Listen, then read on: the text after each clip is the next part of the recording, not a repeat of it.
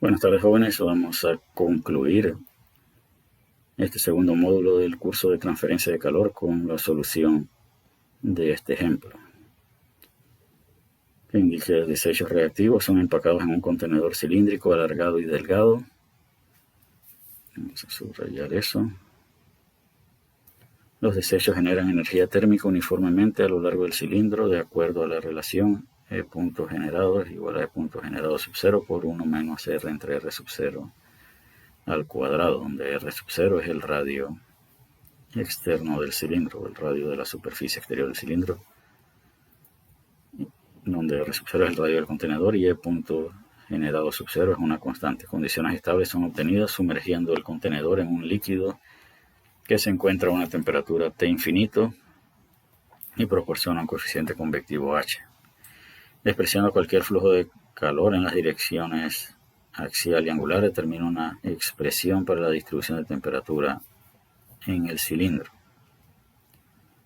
Asuma conductividad térmica constante para el material del que está fabricado el cilindro.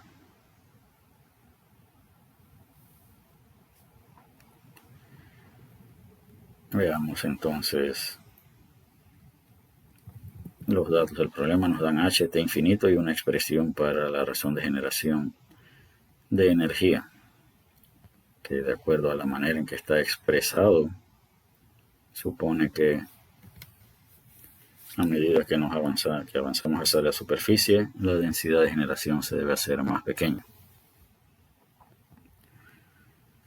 El problema definitivamente que sugiere que seleccionemos las coordenadas cilíndricas como el sistema de coordenadas para la ecuación diferencial. Vamos a suponer condiciones estacionarias con conducción despreciable en la dirección axial y angular y conductividad térmica constante.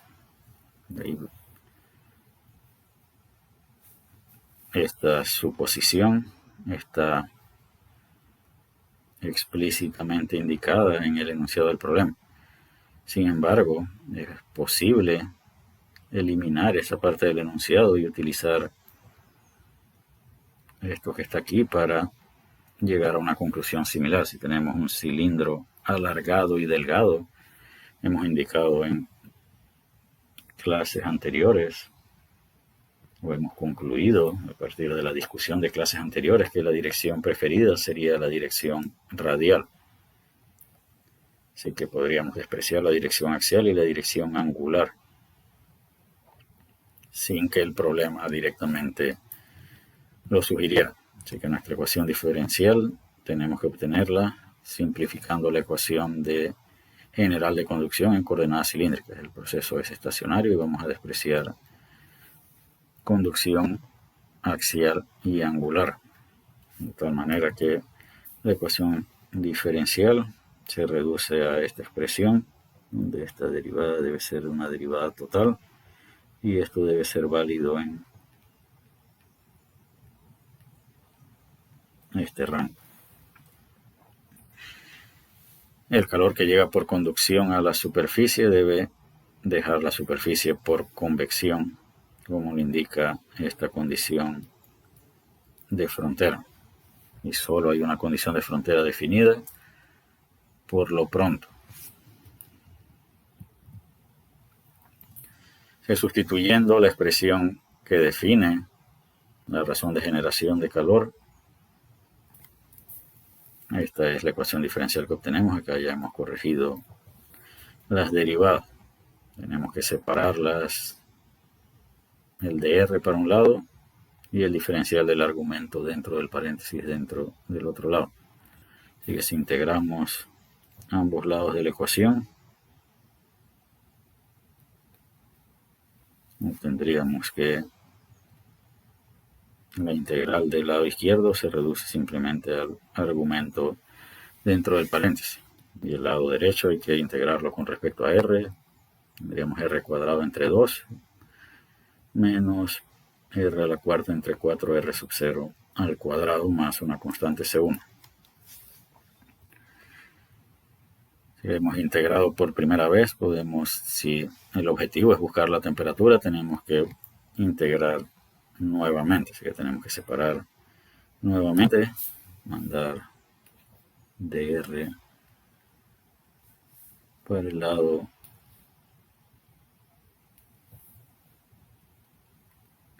derecho e integrar ambos lados, y de ahí obtendríamos esta expresión para la temperatura en función de las constantes C1 y C2. Vamos a borrar las integrales. Tenemos la expresión de la derivada y tenemos la expresión de la temperatura. Y acá nos preguntan a qué debe ser igual el flujo de calor en el centro del cilindro. El centro del cilindro debe ser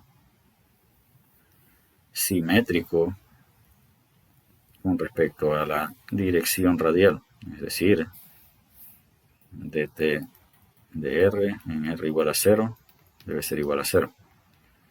Y si sustituimos 0 aquí y 0 acá, todo esto se hace 0, pero nuevamente tenemos acá una r en el denominador.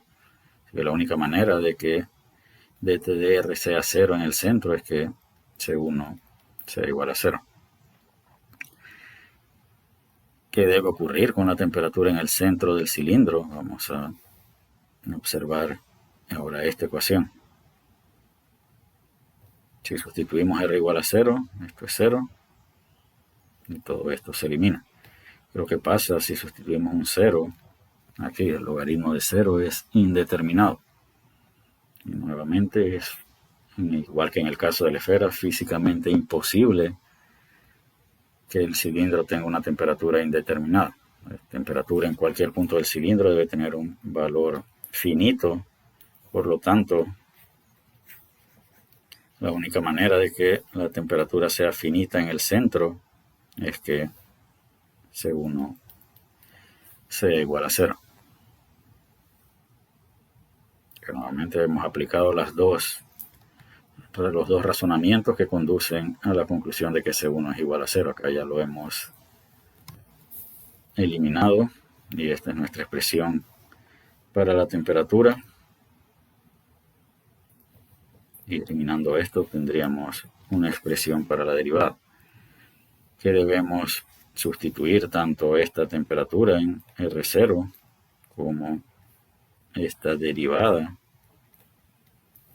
para poder evaluar esta condición de frontera. Este resultado debe ser sustituido aquí y este resultado debe ser sustituido acá, de tal manera que la condición de frontera, una vez eliminado C1, nos va a permitir determinar C2. Aquí están las derivadas y la temperatura evaluada en R0 y sustituidas en la ecuación de condición de frontera, donde repetimos la incógnita sería C2 y de ahí podemos despejar C2 y el estudiante debe corroborar estos resultados para asegurarse de que yo no me haya equivocado en la manipulación al preparar estas diapositivas. Y acá al final entonces obtenemos esta expresión para la temperatura en función del radio. ¿Qué efectos o qué se debe cumplir en esta ecuación? Es un poco difícil de decidir, pues los resultados están en forma algebraica, pero esta ecuación debe reflejar diferentes cosas. Primero, debe reflejar que la temperatura a medida que avanza el radio debe disminuir, pues el calor tiene que fluir en la dirección radial, de tal manera que la temperatura debe disminuir para que se generen los potenciales para que el calor fluya en la dirección radial.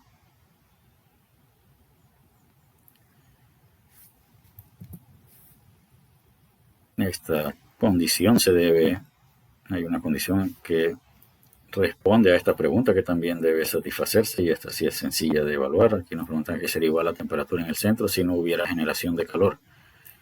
Si no hubiera generación de calor, la única manera de que ese cilindro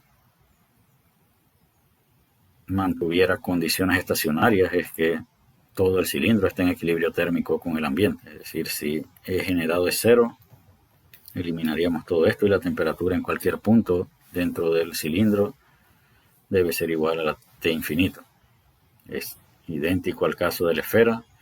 Para el caso del cilindro, si la energía solo puede fluir en la dirección radial, si la energía entra en esta dirección, no tiene un camino para salir. Ahora, si el caso fuera bidimensional, la energía puede entrar en esta dirección y moverse en esta dirección. Sin embargo, si esta superficie está expuesta al mismo fluido, no hay manera de que la energía entre de un fluido hasta infinito, siga esta dirección y después siga otra dirección y salga por acá. Esto es físicamente imposible, así que si no hay generación de calor, la única manera en que este cilindro puede estar en condiciones estacionarias es que se encuentre en equilibrio térmico con el ambiente. Y con esto, entonces, concluimos el segundo módulo del curso de transferencia de calor. En el siguiente módulo vamos a continuar viendo el tema de conducción. Nos enfocaremos en los casos unidimensionales y estacionarios. Y bajo esas características tampoco habrá generación de calor en el siguiente módulo. Bajo esas características definiremos el concepto de resistencias térmicas y analizaremos las aletas, que también se les denomina superficies extendidas. Así que en la primera clase del tercer módulo estaremos teniendo la primera prueba corta de transferencia de calor que va a cubrir materiales del primero y segundo módulo, donde dichas pruebas cortas estarán constituidas por problemas de verdadero o falso o escoger la mejor respuesta. Así que nos vemos en la próxima clase.